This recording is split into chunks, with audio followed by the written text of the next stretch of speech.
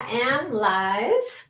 So I thought today we could do something fun. As you all know, my new book, Cult Nun, is coming out in just a few weeks. And I thought today I could talk to you about why I picked the title. What's the story behind the title?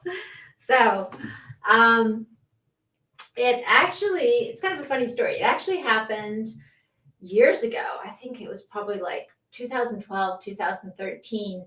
I was still living in Hong Kong at the time, and I did a vacation to Sri Lanka, and I was kind of making a transition in my life from big corporate.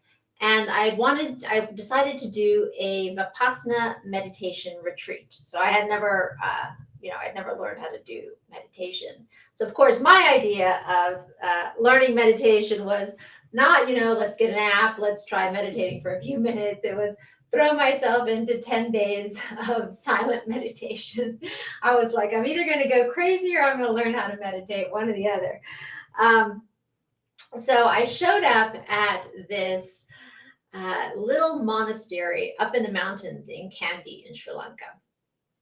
And it was very, very simple.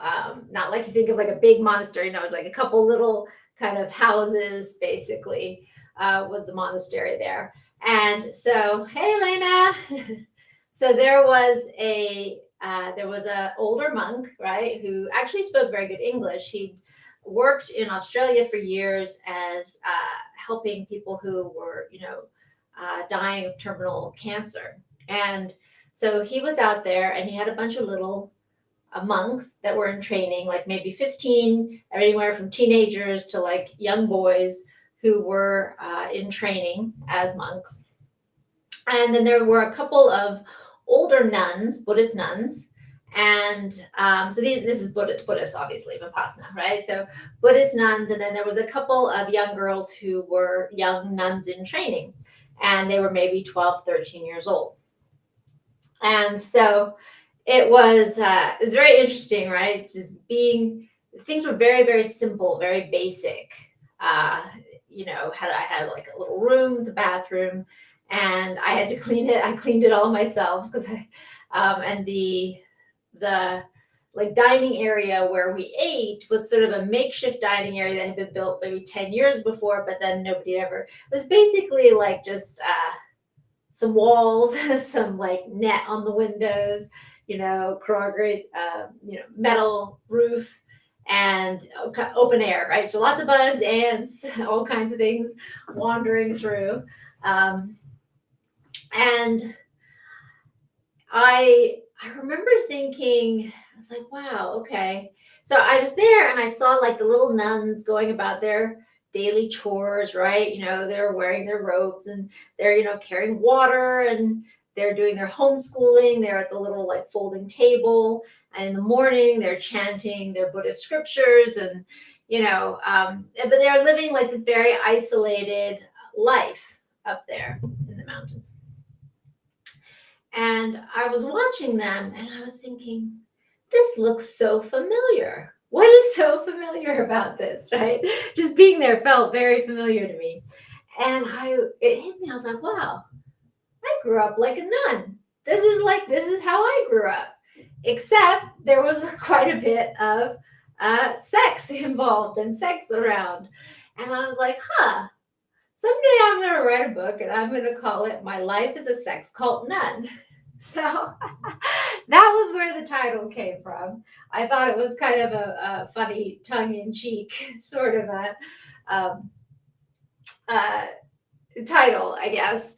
And so anyway, when it just so happened that when I told my editor and my book agent and stuff, many years later, when I finally got around to like saying, okay, well, I'm going to write a book. I'm actually going to write this book, right?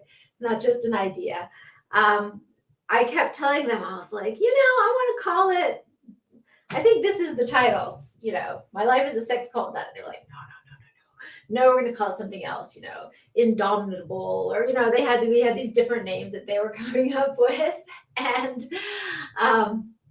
when it got down to like the actual naming process, she made me come up with other names. So then she went to the marketing department and she was like at HarperCollins and she was like, so, and they didn't like any of the names that we had come up with, right? And so finally, as she was leaving the meeting, they were like, now go back to the drawing board, find something else. So as she was leaving the meeting, she was like, well, the author had an idea for a name, but I don't know. She told them it was Sex Cult Nun, and the marketing department was like, that's the name. So I got my way and I got the name that I picked, gosh, how many years ago now? 7, 8 years ago was the name I had come up with for the book. If I ever wrote it. So that is the story of that. And the funny thing is, like, the term nun, right, is because of how we grew up, right? And I realized it was very similar to a religious order, whether that was a Buddhist religious order, like those Buddhist nuns up in the mountains, or, Christian religious order, like the nuns that we would see, that I used to watch as a kid on Sound of Music, right? It was that kind of world of your whole world, you're being isolated, your whole world in life growing up, focused on some kind of religious devotion, right? Nice to see you, Simone. Focused on religious devotion and service and, very simple living. But the difference was obviously in the religious organization that I was in, that there was this very strong focus on sex. So that was how I came up with the title. I thought you guys might enjoy that little bit of a funny story about the title for Sex Cult Nun. And the other thing is, I don't know if you recognize, so I also fought for the cover. I didn't want to have like the typical, poor abused little girl on the front kind of cover, because it's not what this is about. This is really about bigger themes, right? And so the picture on the cover is very interesting. It has the hook hanging down, right? And the symbol of womanhood hanging off of the hook. This was because one of the main practices was called flirty fishing, and women were supposed to act as bait, right? They were supposed to sacrifice themselves on the hook of the fishermen and sacrifice themselves as bait in order to win followers to the group, in order to bring in followers, disciples, or support. And so it's really a symbol of kind of this use of women, right? Whether that is for use of women's sexuality, the exploitation of women in that way. And so I thought that's a fitting image on the book as well.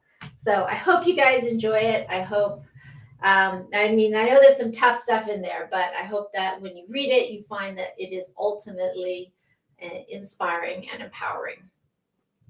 That's the goal. So I thought you'd enjoy the story of how I came up with the title Sex Cult Nun, because a lot of people people in different reviews and stuff, they're commenting on it, but I don't think that they don't understand that it was kind of a tongue-in-cheek title when I came up with it, and sort of where my mind was at the time when I thought of it like 7, 8 years ago. So I hope you guys have a fantastic day, and I look forward to talking to you. We're going to do a book launch event, and I hope you will come and join there, and you can ask questions about it and everything.